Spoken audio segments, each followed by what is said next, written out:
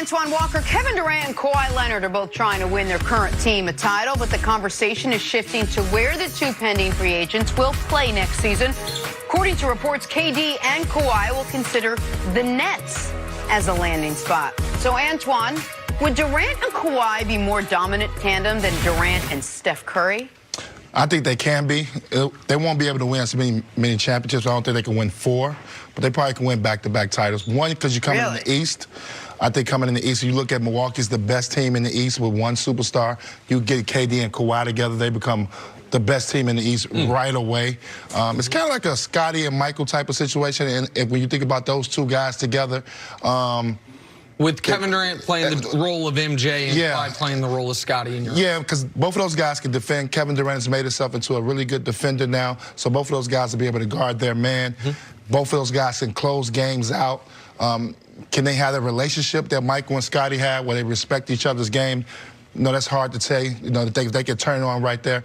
I just think when you think about KD and Steph, they got some other components to them. When you think of Draymond Green and Klay Thompson, those other guys on their team. Well, the thing about you can't think about the equation because you don't see Steph playing without Klay and the system that they're going to play in. So it's like, well, you got Klay, Steph, and KD compared to KD and Kawhi. So listen, I think KD and Kawhi, if they came together, assuming something wild doesn't happen with who LeBron's able to acquire with the Lakers this summer, they would instantly become the best duo in basketball. They would replace KD and Steph as the best duo in basketball. Do I think they would be a more potent duo than KD and Steph?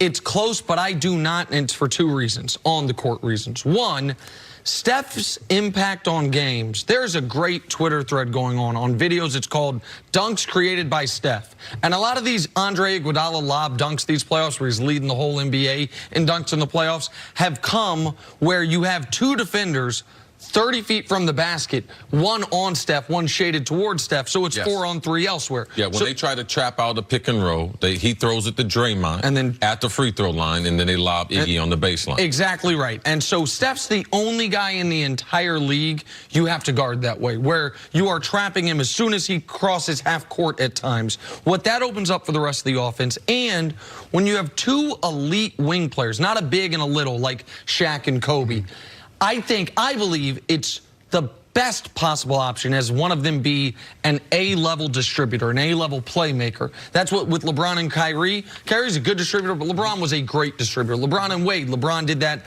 as well. With Steph and KD, Steph is a great passer, an underrated passer. Kawhi, the only part of his game that isn't elite is playmaking. It's never been, and by playmaking I mean passing the basketball. So I don't mean creating your own shot. I mean he's a guy, I think his career high in assists for a game is 8. It's just never been something he does.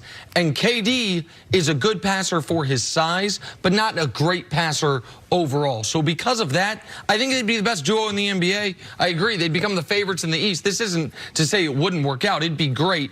I don't think it'd be as great as what KD has going right now. I think you can, and I'm just watching the Bulls grow up and playing against the Bulls.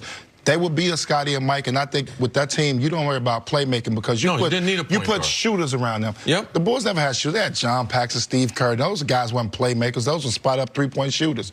You get those type of players around them. It's just the type of team that you build and the style of play that you want to play with those guys. And I think, honestly, the run would only last probably 3 to 5 years because I think those guys are in their prime right now. KD's a little, older, turning the corner a little bit, so it wouldn't last as long. They would last as long as their free agent. Their contract would be probably a 4-year deal. It would last that long, so they'd probably be able to get 2 to 3 titles. Right. One thing to take something off of Steph's passing ability, because ball handling, passing, and how you handle the basketball are all part of that. And Steph is a great passer of the basketball, but he's also careless with the basketball. So when you have a guy running your team, you realize that this guy can turn the ball over, which leads to a lot of breakouts and offense the other way. I just believe, because I'm thinking about the whole basketball court and the whole basketball game. When we talk about how we're going to defeat the Warriors, people talk about, man, you got to put Steph in the pick and roll. And the reason why I believe in this game and why they can be more like the Bulls had an offense that helped them out because they ran the triangle. You don't have to be a great passer or a playmaker in the triangle. In today's NBA, you don't have to be a great passer or a playmaker because everyone is running pick and roll. So Kawhi would be great in the pick and roll, and KD is great in the pick and roll, and both of them have either a post-up game or a one-on-one game. So I do believe that the style of play right now, you don't have to be a great passer to be able to run a great offense, because you talked about they're going to have pick and roll and then spot-up shooters. So I believe both of them could be very, very effective, but my ability, the basketball court is how long? 94 feet. 94 feet. So cut it in half, Nick. You are a math major. 47. My ability to defend that 47 with those other two is just as important as part of it as any other part of the game. So I'm going to be able to defend at a high level, something that KD and Steph can't do. All right, so we're talking about Kawhi and KD, but where would Kawhi be more successful, with Kevin Durant or with a guy like LeBron James? Where would his game fit better? Wow, that's a tough one, because I think LeBron James probably be better, because LeBron James is such a willing passer. He's a guy that he'll defer to Kawhi. We saw him do this with with Kyrie Irving, be a defer guy and let him do his thing. So I think he will be better at that. We don't know if KD can do that yet, because KD's a scorer. He needs the ball in his hands to be effective. He's not a guy that, we saw the struggles with Westbrook. Westbrook was being the more dominant ball handler. Kevin Durant struggled at times. So I think with LeBron James, he'll be a better player. It would be really, listen, Kawhi, it would appear, is either going to stay in Toronto or go to one of the teams in LA. And Kevin Durant, I believe, is going not to the Nets, but to the Knicks.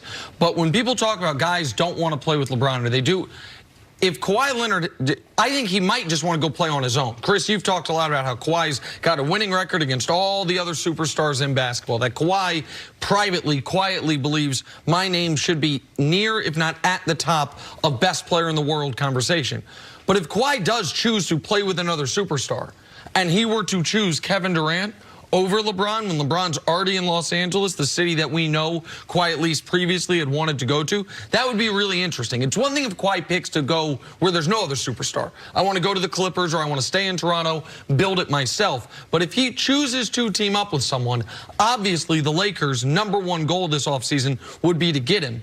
And he were to then choose, no, I'm going to team up with somebody, and it's not going to be LeBron, that would be damaging in a lot of ways for the Lakers and for how we view how guys do or don't want to play with LeBron. I think Kawhi would be better with KD. And the reason why, if you look at the overall, how much is Kawhi handling the basketball now? When you watch Toronto's offense, watch Kawhi how much he's going one-on-one now, how much he is initiating the offense now. Watch when he gets a rebound off the glass. He ain't looking for no Tony Parker or something. He is pushing the ball up. Kawhi has changed. He's evolved. And the way Kevin Durant, watch Kevin Durant, when he gets the ball, he'll give it up, go find his spot in the offense, figure out what's going to go on, and that matchup is better. LeBron has determined that I want the basketball. I'm not going to post up, even though I'm 6'9", whatever he is. I'm not going to post up.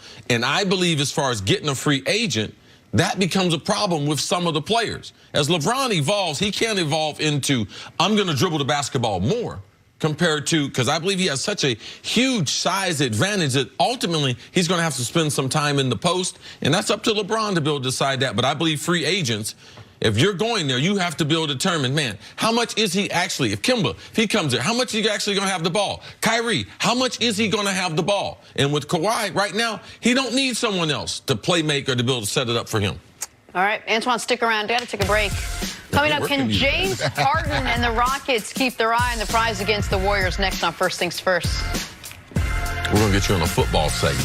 We're going to